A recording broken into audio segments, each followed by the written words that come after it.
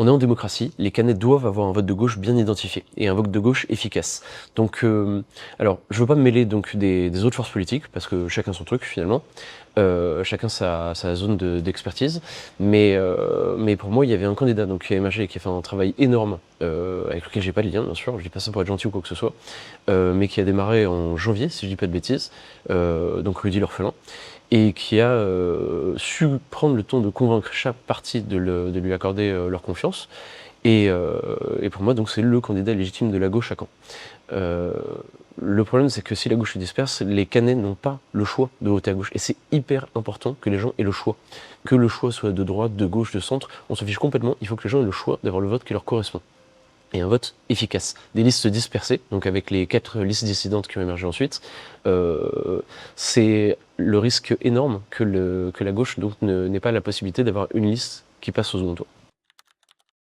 Effectivement, je ne me prononce pas sur des sujets de politique internationale parce que ça relève pas des pouvoirs du maire. Et donc, je trouve qu'essayer d'obtenir le vote donc des Canets en allant sur des terrains émotionnellement extrêmement sensibles, comme les sujets de la guerre, qui sont, quel que soit le camp, toujours juste horribles, c'est se moquer des gens. Et donc, je fais pas ces choses-là, ça me correspond pas.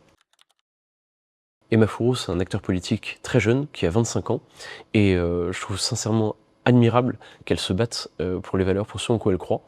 Et même si, évidemment, on n'a pas les mêmes batailles, c'est quelque chose que je respecte chez mes adversaires énormément. Être élu pour être élu, ça sert à rien. Le but, c'est de changer en bien la vie des gens, de faire des choses qui se voient et qui améliorent positivement le quotidien des Canets.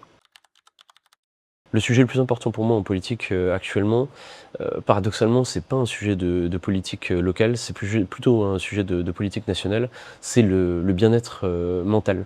On a un retard monstrueux dans le développement de nos services sur ce terrain-là, et la prise en charge des petits désagréments mentaux qui peuvent toucher les Français, c'est quelque chose qui est de nature à changer considérablement l'ambiance de notre pays et le bien-être général des gens. Et je pense que c'est le sujet sur lequel on doit travailler, l'un des sujets prioritaires sur lesquels on doit travailler aujourd'hui.